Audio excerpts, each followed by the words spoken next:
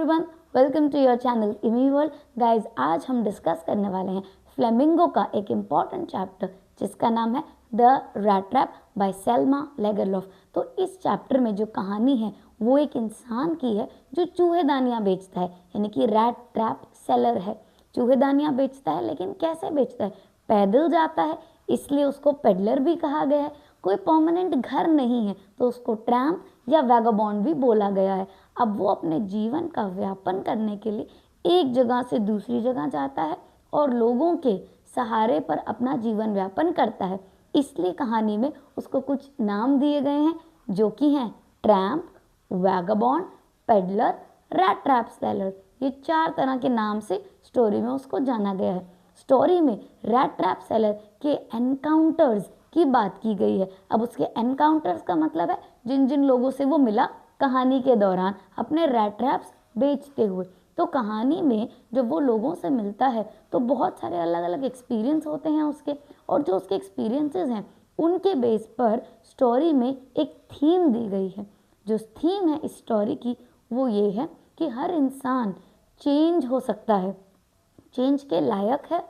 Every इंसान और human being is capable of changes and even the most distrustable human beings या जो dishonest लोग हैं वो भी चेंज हो जाते हैं ह्यूमन कनेक्शन एंड काइंडनेस से, राइट। और इसी स्टोरी के चलते सेल्मा लेगरलॉफ ने एक मैसेज भी दिया है।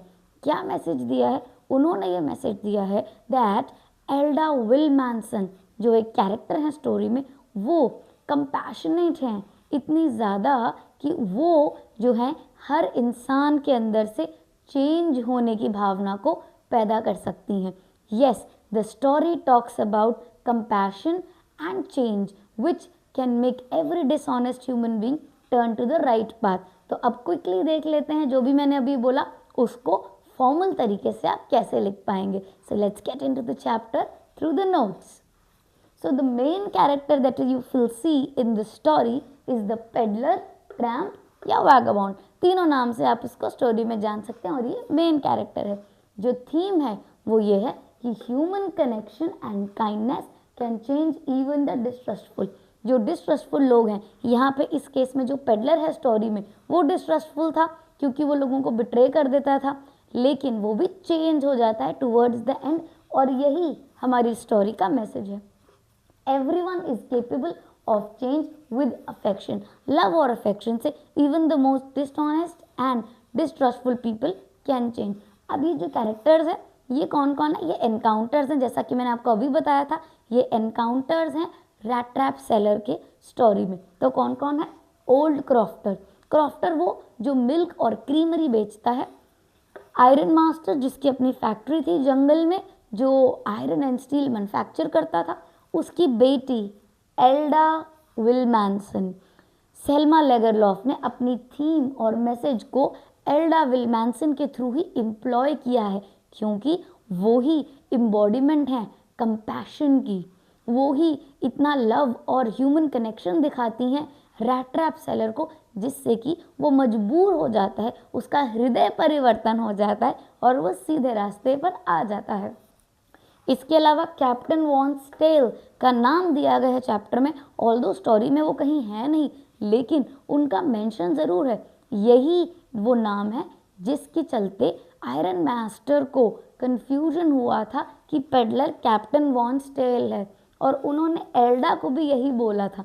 दोनों को ही ये लगा था कि जो रैट ट्रैप सेलर है वो कैप्टन वॉन्स टेल है, जबकि सच में वो कैप्टन वॉन्स टेल नहीं था और स्टोरी में कहीं पे भी कैप्टन वॉन्स टेल हमें नहीं मिले हैं। सो गाइस, स्टोरी में अभी हमने डिस्कस किया कि रैट ट्रैप सेलर के एनकाउंटर्स हो रहे हैं। स्टोरी में एक जगह जो रैट ट्रैप सेलर है वो बात कर रहा है बेट की। बेट यानी वो टुकड़ा, वो कोई भी लालच जो चूहेदानी के बीच में लगाया जाता है जिसको देख के चूहा फंस जाता है।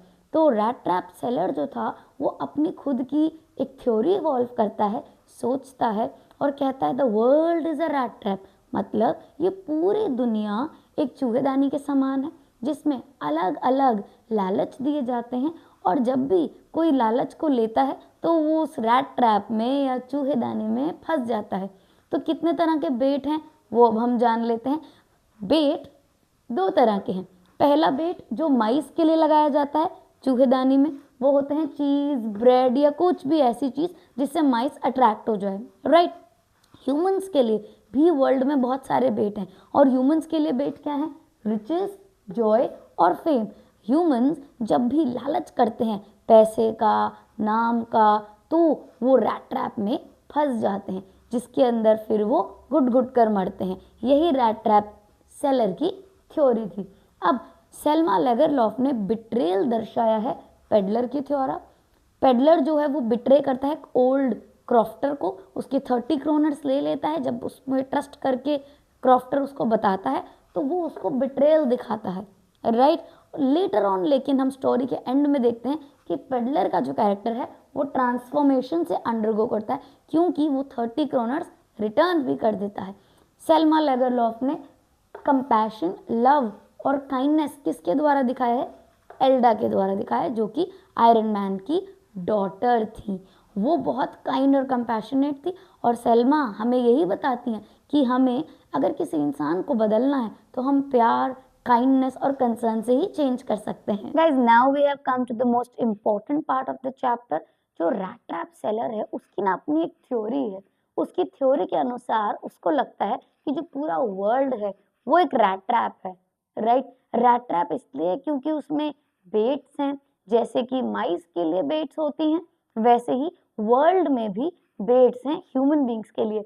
Riches, home, shelter, joy, name, fame, ये सारे जो वर्ल्ड है ये सारी बेट्स ऑफर करता है, राइट। और जब भी कोई इस बेट को टच करने जाता है तो रैट ट्रैप बंद हो जाता है और everything comes to an and.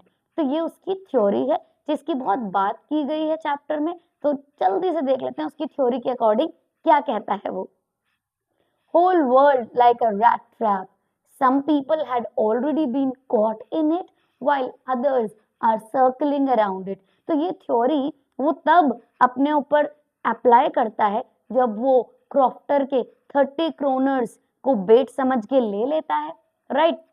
अब उसने बेट तो ले ली थी, 30 क्रोनर्स लेके भाग गया था, फिर लेकिन वो आयरन मास्टर और उसकी डॉटर के द्वारा पकड़ा गया, तो उसको लगा the world has come to an end for it, right. और वो अब उस रैट ट्रैप में फंस चुका है। तो वो अपनी यही थ्योरी आयरन मास्टर को भी सुनाता है। जब आयरन मास्टर उसको कहता है कि वो शेरिफ को बुलाएगा और उसको लॉकअप में लेके जाएगा, तब वो उसको ये स्टोरी सुनाता है कि मैंने तो कभी ये बोला ही नहीं था कि मैं कैप्टन वॉन्स टेल नहीं हूँ, राइट। और अभी भी कुछ नहीं बिगड़ा, मैं बस अपने कपड़े पहन लूंगा और चला जाऊंगा।